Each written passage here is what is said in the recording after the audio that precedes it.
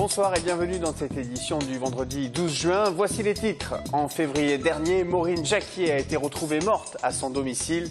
Un suspect a été interpellé. Les détails dans cette édition. Notre invitée ce soir est Martine Martinel, députée de Haute-Garonne. Elle participe à la commission culture de l'Assemblée nationale. Nous évoquerons la situation de l'audiovisuel nationalement et localement. Enfin sport avec un départ houleux pour Guy Novès et le retour de Fabien Pelouse. Justice, du nouveau dans l'affaire du meurtre de Maureen Jacquier. Cette jeune femme de 19 ans a été retrouvée assassinée chez elle le 27 février dernier. Elle travaillait comme mécanicienne sur une chaîne de montage Airbus à Colomiers. 4 mois après le début de l'enquête, un suspect vient d'être mis en examen et placé en détention provisoire. Il s'agit d'un Toulousain de 25 ans, proche de la victime. C'est son ADN retrouvé sur les lieux du crime qui l'accuse.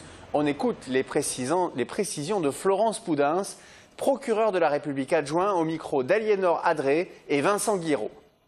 Au stade de l'enquête, comme je vous l'ai indiqué tout à l'heure, nous sommes sur l'existence d'indices graves ou concordants à l'encontre de cette personne, rendant vraisemblable sa participation donc au meurtre de la jeune femme en qualité d'auteur ou de complice. Ces indices résultent de traces biologiques découvertes sur le lieu des faits et résulte également de la variation de ses déclarations relativement à son emploi du temps, mais également relativement à la nature de sa relation avec la jeune victime. Place à l'invité de cette édition, nous avons donné la parole à Martine Martinel, figure de la vie politique toulousaine et midi-pyrénéenne, députée de Haute-Garonne.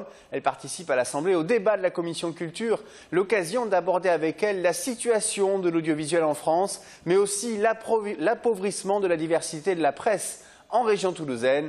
On l'écoute. Bonjour Madame Martinel. Bonjour.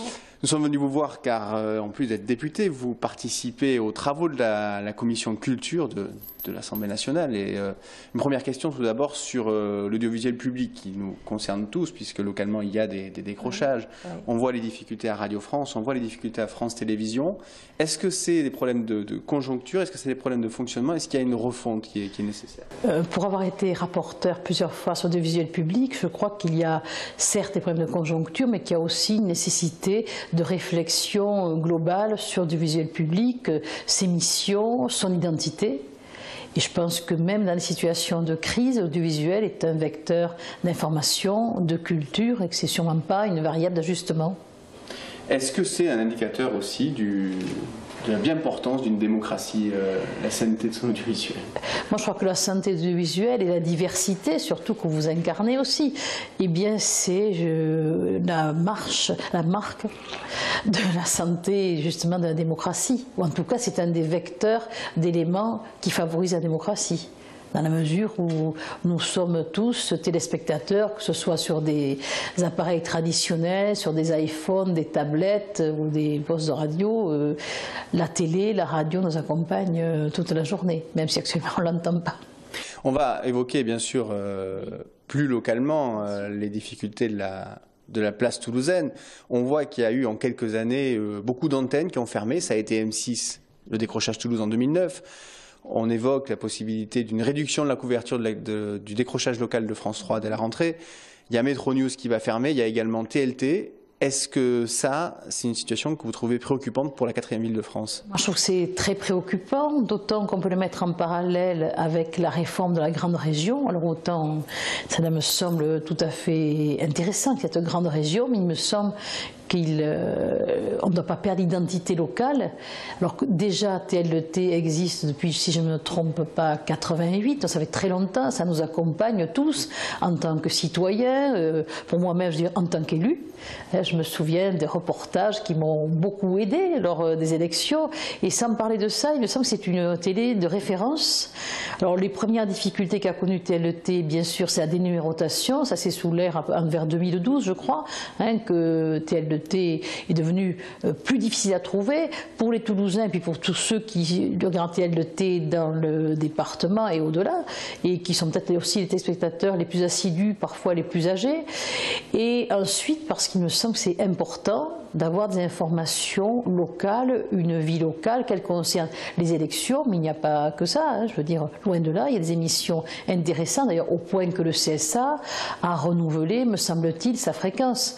C'est aussi préoccupant parce qu'à Toulouse, on a une grande école de cinéma qui s'appelle l'ESSAV, on a le BTS des Arènes, il y a une grande école de journalisme, et on donne finalement un écho, à la fois tout ça est important, mais on ferme les médias. Donc oui, moi je crois que le son TLT doit intéresser les repreneurs, puis il me semble dommageable, justement sans politique politicienne, puisque c'est l'expression à la mode, c'est que Jean-Luc Moudenc, qui se réclame quand même de Dominique Baudis, ne contribue pas à financer ce que Dominique Baudis, à la fois homme politique, journaliste et qui a été aussi président du CSA, a quand même initié. Il me semble qu'il y a là une symbolique troublante que les Toulousains auront du mal à comprendre, puisque la région continue à financer. Pourquoi la métropole et la mairie tardent-elles autant? Est-ce que c'est une façon d'attendre finalement une décision de justice qui serait désastreuse pour tout le monde? Est-ce qu'on peut raisonner, selon vous, sur l'aspect, en prenant en compte l'aspect purement économique, est-ce qu'on peut considérer le fonctionnement d'une télé locale comme celui d'une simple entreprise? Est-ce qu'on peut juste raisonner par la notion de coût pour provoquer une fermeture? Moi, je suis persuadée que non. Je pense que la notion de coût, c'est ce qui vient le plus facilement. C'est le moins audible aussi quand même pour les citoyens. Et puis, ça devient finalement un obstacle, vous l'avez dit tout à l'heure, à la démocratie. Nous n'avons plus de journalistes, si nous n'avons plus d'images, ceux qui sont chez eux, qui ne peuvent pas bouger, qui sont mal renseignés. Et moi, je trouve ça tout à fait dommageable. En plus, bon, la culture, l'information, c'est ce qui nous fait vivre tous, c'est ce qui nous rend plus citoyens et puis qui nous fait connaître les autres aussi. Pour conclure, vous avez pris publiquement position pour l'avenir de TLT. Cette chaîne, qu'est-ce qu'elle représente pour vous plus personnellement? Pourquoi vous avez choisi? Pourquoi c'est important pour vous de prendre position? C'est important pour vous, pour moi, c'est important pour vous aussi, je pense. Bon, c'est un marqueur personnel. Moi, je me souviens de mes débuts en politique, pour avoir regardé beaucoup de débats sur TLT, parce que bon, je voulais savoir comment ça se passait. Après, avoir participé à des émissions, pas tant des émissions de plateau, pour être honnête, mais parce que TLT nous a souvent suivi dans des actions, pas forcément des moments d'élection, mais je trouve que TLT, c'est un peu un témoin de ce qui se passe à Toulouse et dans le département, et c'est un reflet de ce que nous faisons. Et moi, je connais pas mal de gens, contrairement à ce qu'on dit, qui regardent TLT. Et donc je trouve que voilà, c'est quelque chose d'important dans la vie publique, dans la vie citoyenne, d'avoir cette voix. Et puis c'est la reconnaissance d'une expertise et du travail d'une équipe de qualité. Vous n'êtes pas des sous-journalistes, des sous-techniciens. Et il me semble qu'il serait fâcheux d'opposer télévision régionale, télévision locale. C'est bien que ce n'est pas le même travail qui est fait. La diversité, c'est toujours un enrichissement. Voilà pour cette interview réalisée un peu plus tôt aujourd'hui dans la permanence parlementaire de la députée. Évoquons à présent l'actualité sport, le Stade Toulousain est éliminé des phases finales du top 14 et pourtant il occupe toujours les titres des journaux par son actualité extra-sportive. D'un côté, le départ pas franchement en fanfare de Guy Novès, l'ex-manager du Stade Toulousain aux 10 titres de champion de France, s'était penché dans les colonnes de Sud-Ouest en soulignant la mauvaise ambiance et l'atmosphère pourrie dans laquelle baigne le club. Je le cite, « Je ne travaillais plus dans des conditions idylliques, mais je n'avais pas pensé partir comme ça. J'ai eu le sentiment que je gênais certains, mais les seuls qui auraient pu me faire partir, ce sont les joueurs. » Aucune célébration n'a pour l'heure été organisée par le Stade Toulousain pour rendre hommage à l'entraîneur iconique du club. Hommage, il en est question, ce soir à la mairie. Guy Novès y est décoré de la médaille de la ville de Toulouse. En façade, 2 banderoles ont été déployées pour souligner sa longévité et son palmarès. Pour lui succéder, c'est un autre monument qui devient le directeur sportif du club.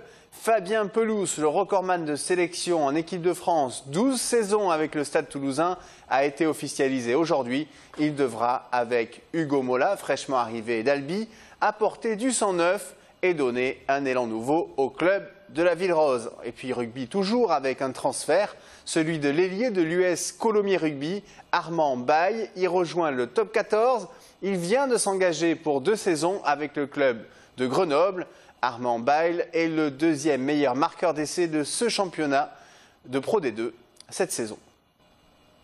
Culture, Marc Saint-Saëns est un peintre dessinateur toulousain, surtout reconnu pour ses tapisseries. Jusqu'au 27 septembre, le conseil départemental lui consacre une exposition au château de la Réole, avant-goût, avec Jean-Marc Lucas. Marc Saint-Saëns, né à Toulouse en 1903 et mort en 80, a toujours eu un attachement pour les figures mythologiques, un goût et une passion pour les couleurs et n'a jamais oublié son attachement à sa région et plus largement à la Méditerranée. C'est au château de l'Aréole, dans la Haute-Garonne, que l'on comprend comment travaillait Saint-Saëns en tant que peintre cartonnier. Nous avons mis face à face le carton numéroté tel qu'il a été fait par Marc Saint-Saëns. Numéroté, ça veut dire que chaque numéro représente une couleur. Donc le travail part de ce carton numéroté et c'est ensuite arrivé sur le lieu où on tisse la tapisserie qu'il suit avec des artisans lissiers ce travail de mise en œuvre de la tapisserie. Il y avait un travail, je le répète, très fort qui existait entre l'artiste qui concevait l'œuvre et ceux qui ensuite la réalisaient. Ce n'était pas deux mondes différents. Et c'était différent de ce qui s'était passé un peu à une époque précédente où la grande tapisserie française à Aubusson, par exemple, se contentait d'imiter des tableaux préexistants. Là, non, c'était une œuvre commune, collective. On a des numéros, 10, 2, 3, 5, 1. Ouais.